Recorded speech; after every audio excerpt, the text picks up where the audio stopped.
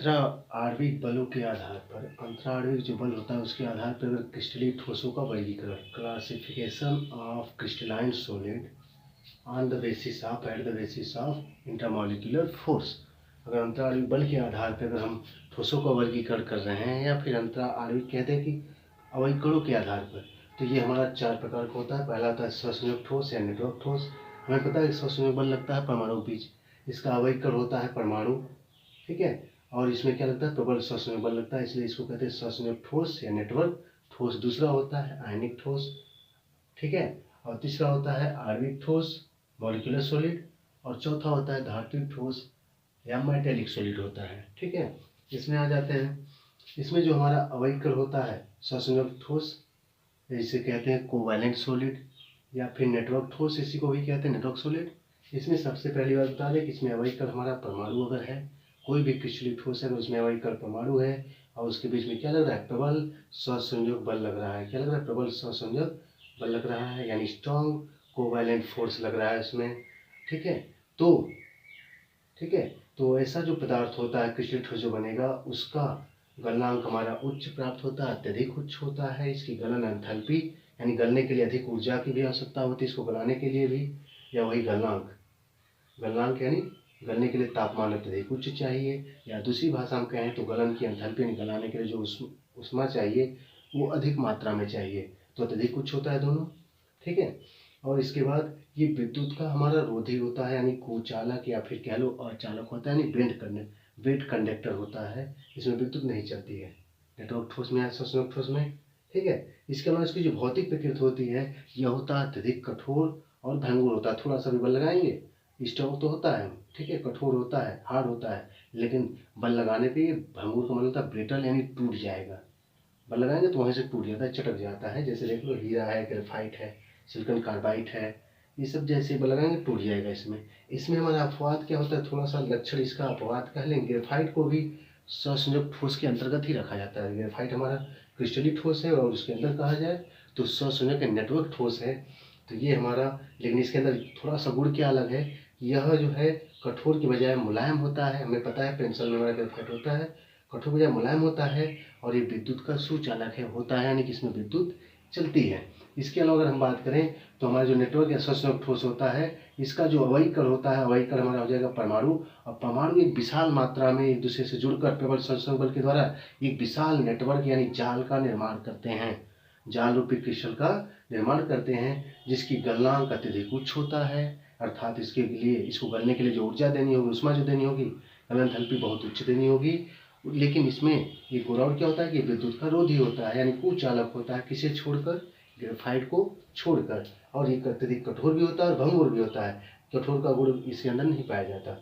Graphite में यही 2 गुण हैं जो नहीं पाए जाते। विद्युत का एक कुचालक होता है, चाहे तो हम पेंसिल का जो रॉड होता है उसको निकाल के चेक कर सकते हैं तार जोड़ के, लेकिन सावधानी से। तो इसमें हमारा ये कठोर की बजाय मुलायम होगा, और विद्युत का क्या होगा, सुचालक होता है, ठीक है।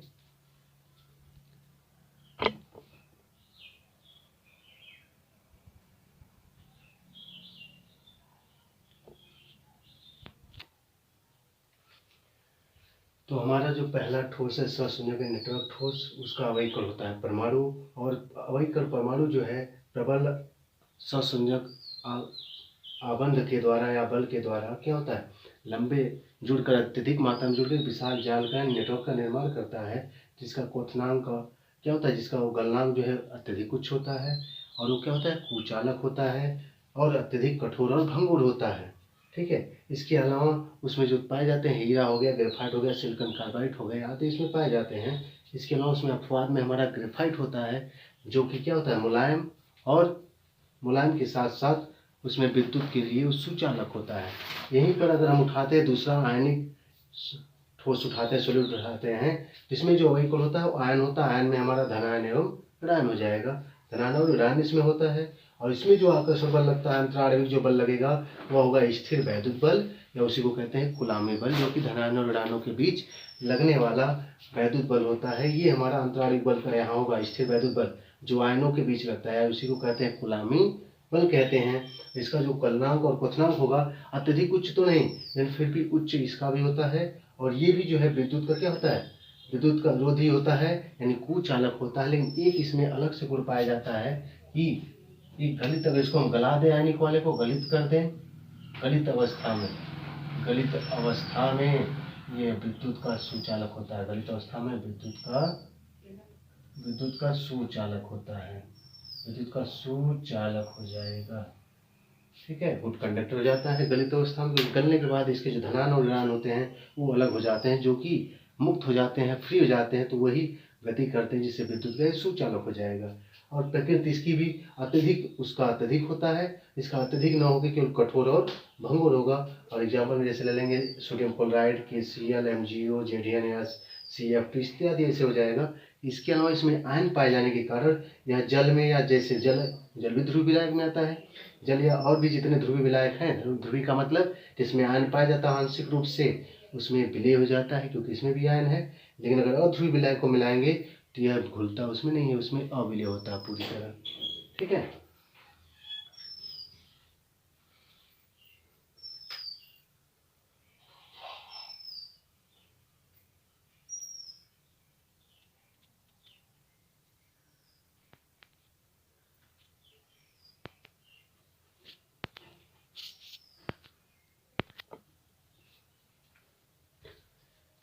इसमें आ जाते हैं हम आणविक ठोस। जो हमारा आणविक ठोस होता है, इसमें अगर अवयवी कण हमारा अणु है, तो मैं बता दूं, अगर अवयवी कण अणु है तो उसके अंदर जो अणुओं के बीच अंतराणविक बल लगता है वह लगता है वान डर वाल्स बल। कौन सा लगता है? इसमें अवयवी कण क्या हो गया? अवयवी कण हो गया, अवयवी कण हो गया हमारा अणु होता है आणविक ठोस में। और इसमें बल जो होता है, बल अंतराणविक बल, ये होता है वान डर वाल्स बल। कौन सा बल होता है? ये होता है वान डर वाल्स बल होता है, वान डर वाल्स बल होता है। ठीक है, और बता दें कि इसमें जो हमारा अणुओं के बीच लगता है वान डर वाल्स बल, अणु भी हमारे कई प्रकार के होते हैं। मुख्यतः दो प्रकार का हमारा अणु होता है, मुख्यतः नहीं, दो ही प्रकार का अणु हमारा होता है। एक होता है अणु, जब हमारे अणु कैसे बनते हैं? परमाणु जुड़ने से। जब परमाणु जुड़ता है तो कुछ अणुओं में ऐसा होता है कि आंशिक रूप से, भले वो उदासीन देखने में हो, लेकिन जुड़ने के बाद आंशिक रूप से धनावेश और ऋणावेश आ जाता है। और कुछ ऐसे होते हैं जिसमें आंशिक रूप से धनावेश ऋणावेश नहीं आता। तो जिसमें आंशिक रूप से धनावेश और ऋणावेश आ जाता है जिस अणु में, उसको ध्रुवीय अणु कहते हैं। कौन सा अणु कहते हैं? ध्रुवीय अणु। और जिसमें धनावेश ऋणावेश आंशिक रूप से नहीं आता, वो कहलाता है पूर्णतः उदासीन होते हैं, उन्हें कहते हैं अध्रुवीय अणु। उन्हें कहते हैं अध्रुवीय अणु। और अध्रुवीय अणु जो होते हैं उनमें आंशिक रूप से न धनावेश होता है न ऋणावेश, इनके बीच जो वान डर वाल्स बल लगता है बहुत ही दुर्बल लगता है। क्या लगता है? बहुत ही दुर्बल लगता है। और उनका गलनांक भी इसीलिए बहुत ही कम होता है। वैसे अणुओं से मिलकर बनना है तो वान डर वाल्स बल हम बताते हैं पहले से कि सबसे कमजोर बल है। जो अणुओं के बीच अंतराणविक बल है उनमें सबसे कमजोर बल वान डर वाल्स बल है, इसलिए गलनांक सभी का कम होगा। लेकिन अगर अध्रुवीय अणु है तो उनके बीच और भी सबसे कम वान डर वाल्स बल लगता है, जिसके कारण इसका गलनांक बहुत ही कम होगा। ठीक है, और ये सभी के सभी हमारे जो होते हैं आणविक ठोस सभी कुचालक होते हैं, पूरा टोटल कुचालक होता है। ध्रुवीय अणु में आते हैं। ध्रुवीय अणु में भी हमारा दो कैटेगरी इसमें आ गई। ध्रुवीय अणु में हम बता दिए आंशिक रूप से धनावेश और ऋणावेश पाया जाता है, तो अब धनावेश और ऋणावेश को मिला के हम लोग कहते हैं द्विध्रुव। क्या कहते हैं इसको? द्विध्रुव। और जब दो अणु हो जाएंगे तो दो अणुओं में द्विध्रुव हो जाएगा। पहले अणु में भी आंशिक रूप से धनावेश ऋणावेश द्विध्रुव, दूसरे में भी आंशिक रूप से धनावेश ऋणावेश द्विध्रुव हो गया। तो इनके बीच जो आकर्षण बल लगता है या फिर अंतराणविक जो बल लगता है उसको कहते हैं द्विध्रुवी वान डर वाल्स बल कहते हैं। और इनके बीच क्या कहते हैं? दुर्बल वान डर वाल्स बल कहते हैं। अगर हमारा कोई भी अगर अणु है, उस अणु में एक हाइड्रोजन है और दूसरा तत्व फ्लोरीन, ऑक्सीजन और नाइट्रोजन है, तो इनके बीच जब बल बनेगा, जब ये जुड़ते हैं, ऐसे अगर दो अणु जुड़े रहे हों जिनमें से प्रत्येक अणु में एक हाइड्रोजन हो और दूसरा तत्व फ्लोरीन, ऑक्सीजन या नाइट्रोजन हो, तो यहाँ हाइड्रोजन का एक विशेष गुण देखने को मिलता है, यह दो से जुड़ता है आभासी बांड बना के। तो यहाँ पे जो बंध बनता है, जो अंतराणविक बल लगता है, उसका नाम ही रख दिया गया हाइड्रोजन बल या हाइड्रोजन आबंध उसे कहा जाता है। यह भी ध्रुवीय अणुओं में ही पाया जाता है, क्योंकि हाइड्रोजन जब भी किससे जुड़ेगा तो ध्रुवीय अणु ही बनाता है। ठीक है, तो यहाँ थोड़ा सा अलग हो जाता है। यहाँ पे हाइड्रोजन का जो बल होता है, इसमें अंतर क्या होता है? कुचालक तो हमारे सभी होते हैं, चाहे ध्रुवीय अणु हो तो ध्रुवीय हमारा जो है हम कह सकते हैं अणुओं के आधार पर आणविक ठोस हमारा 3 प्रकार का हो गया, और ध्रुवीय आणविक ठोस, ध्रुवीय आणविक ठोस और हाइड्रोजन आबंधित आणविक ठोस। तीनों के तीनों हमारे कुचालक होते हैं या वही विद्युत रोधी करने बात एक ही है। और सभी जो होते हैं नर्म ठोस होते हैं, नर्म कहें या मुलायम कहें, सभी नर्म ठोस होते हैं। सिर्फ अंतर थोड़ा सा क्या होता है, हाइड्रोजन आबंधित जो होते हैं वह वाष्पशील द्रव बनाते हैं। जब गर्म करेंगे थोड़ा सा भी तो ये वाष्पशील द्रव बनाते हैं, यानी इनमें नमी पाई जाएगी। जब ये गर्म होते हैं तो वह नमी छोड़ते हैं, वाष्पशील द्रव बनाते हैं। और इनमें देखिए जितना भी लिखा हमने H2O, इसमें हाइड्रोजन ऑक्सीजन आ गया, HF हाइड्रोजन फ्लोरीन आ गया, और अमोनिया हाइड्रोजन और नाइट्रोजन आ गया, यानी इन्हीं में से कोई ये आते हैं। ठीक है। और ध्रुवी में क्या आता है, समान अणु आता है, उदासीन एकदम आएगा पूरी तरह से। हाइड्रोजन हाइड्रोजन समान हो गया हाइड्रोजन अणु, आयोडीन का सॉलिड फॉर्म हो गया, आर्गन का हो गया, हीलियम का हो गया, CO2 का हो गया। ये सब आते हैं हमारे अध्रुवी आणविक ठोस में आते हैं। ठीक है। इसके बाद ये आ जाते हैं ध्रुवीय वाले ठोस में। इसमें क्या होता है, इसमें जो उदाहरण होगा HCl हो गया, हाइड्रोक्लोरिक अम्ल, और SO2 सल्फर डाइऑक्साइड। ध्यान रखेंगे ये हमारा ध्रुवीय में आएगा, ना कि हाइड्रोजन, क्योंकि हाइड्रोजन में एक हाइड्रोजन और जो दूसरा तत्व होना चाहिए फ्लोरीन ऑक्सीजन या नाइट्रोजन होना चाहिए, तब वहाँ पे हाइड्रोजन आबंध बनता है।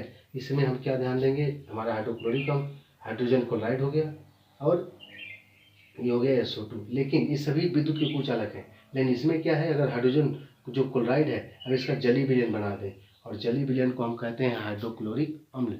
ध्यान देंगे HCl में जो लिक्विड फॉर्म है इसको हम हाइड्रोक्लोरिक अम्ल कहते हैं, ना कि ठोस वाले या गैस वाले कहते हैं। तो इसको जलीय विलयन बना देते हैं तो ये बन जाएगा हमारा हाइड्रोक्लोरिक अम्ल, जो कि विद्युत का सुचालक होता है।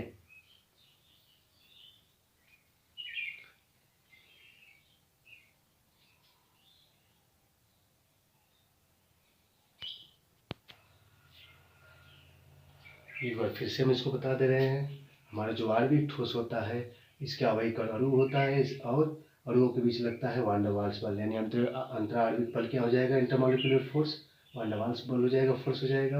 अणु हमारे दो प्रकार के होते हैं, ध्रुवीय और अध्रुवीय होते हैं। तो अगर हमारा अध्रुवीय होगा तो उसमें वान डर वाल्स बल सबसे दुर्बल लगता है, यानी उनके बीच लगेगा दुर्बल वान डर वाल्स बल। और जब बहुत दुर्बल लगेगा तो इनके गलनांक तो अणुओं में बता दें, आणविक ठोस में सभी का कम होता है। आणविक ठोस जो होता है इसमें वान डर वाल्स बल सभी में लगेगा, और इनके बीच जो गलनांक होगा इनका बहुत ही कम, सभी का कम होता है। लेकिन अध्रुवी का बहुत कम होगा, क्योंकि इनमें आयन न पाने, आंशिक रूप से आयन नहीं पाया जाता अध्रुवी में, और ध्रुवी में आंशिक रूप से आयन पाए जाते हैं, इसलिए थोड़ा सा इनका बल अधिक होता है, तो इसको कहते हैं द्विध्रुव ध्रुव बल। और इसके कारण गलनांक जो है कम होगा। ठीक है। लेकिन इसका बहुत ही कम हो जाएगा, क्योंकि ये कमजोर हो जाएगा। और वान डर वाल्स बल तो फिलहाल किसी में भी लेंगे कमजोर ही होता है, सबसे कमजोर बल वान डर वाल्स बल है, जिसमें अध्रुवी का सबसे कमजोर होता है दुर्बल वान डर वाल्स बल। ठीक है। इसके अलावा हमने कहा ध्रुवीय अणु में दो कैटेगरी बन जाती है। एक स्पेशली देखने को मिलता है कि जब हाइड्रोजन फ्लोरीन ऑक्सीजन या नाइट्रोजन इन तीनों तत्वों में से किसी एक से जोड़ता है तो इनकी अणु का आकर्षण बल अलग प्रकार का दिखता है, जिसमें जोड़ने वाला कोई बल नहीं लगाता है, केवल हाइड्रोजन ही बल लगा देते हैं दोनों अणुओं के। जैसे जल उठा लें तो जल में एक जल का अणु लेंगे तो उसमें हाइड्रोजन और दूसरे अणु में हाइड्रोजन, दोनों यही आपस में एक दूसरे को बांधते हैं। हाइड्रोजन दोनों अणुओं को आपस में बांधेगा, एक हाइड्रोजन एक ऑक्सीजन को जोड़ेगा, दूसरे के भी ऑक्सीजन को अपने से जोड़ लेता है, यानी हाइड्रोजन ही एक हाइड्रोजन दो अणुओं को जोड़ता है, इसलिए इस बंध को कहते हैं हाइड्रोजन आबंध। या यहाँ जो अंतराणविक बल हाइड्रोजन जो लगा रहा है उसके कारण इसका नाम देते हैं हाइड्रोजन बंध, या हाइड्रोजन आबंध, या हाइड्रोजन बल कहेंगे इसको। इसका भी गलनांक कम होता है, और तीनों के तीनों विद्युत रोधी होते हैं। हम कह सकते हैं आणविक ठोस हमारा विद्युत रोधी होता है, जैसे कि हमारा जो है सहसंयोजक ठोस होता है वैसे ही होता है। और सभी के सभी नर्म ठोस होते हैं, सभी तीनों नर्म ठोस होंगे। बस यहाँ जो हाइड्रोजन आबंधित है ये नर्म ठोस के साथ साथ वाष्पशील द्रव भी बनाता है, यानी इसको जब भी गर्म करेंगे तो नमी छोड़ता है। ठीक है। इसके एग्जाम्पल हो गई ये।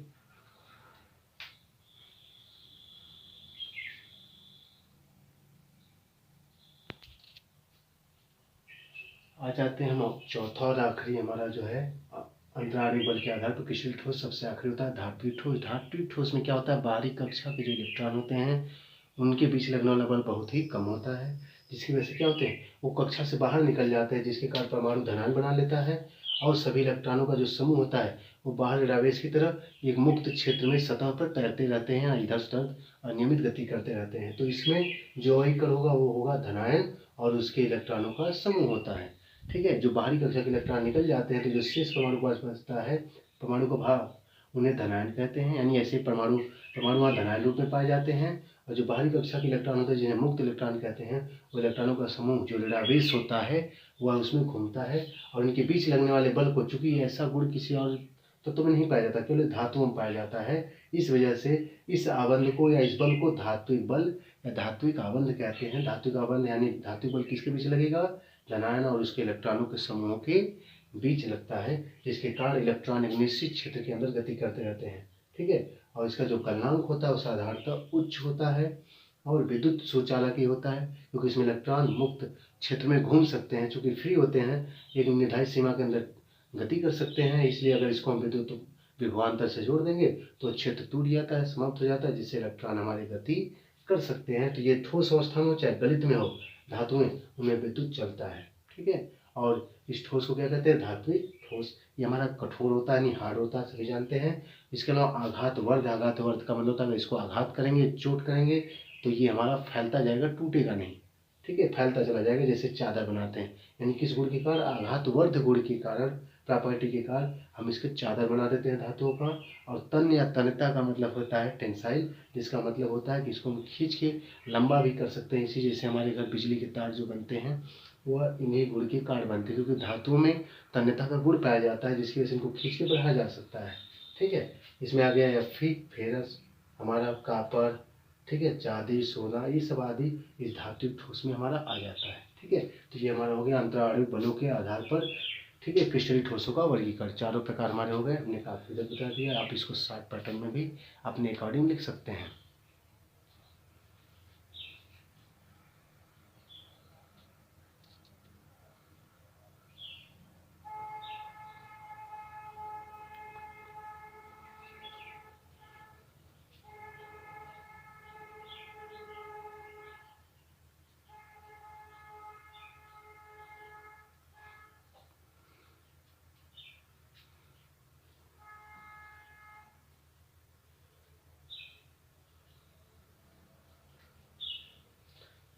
अगर हमारी वीडियो आपको अच्छी लगे तो पूरी वीडियो देखने के बाद चैनल को लाइक और सब्सक्राइब जरूर दें, ताकि हमें सपोर्ट मिले और हम अपनी मेहनत ऐसे लगातार करते रहें और बेहतर से बेहतर टॉपिक बनाने का प्रयास करते रहें। धन्यवाद।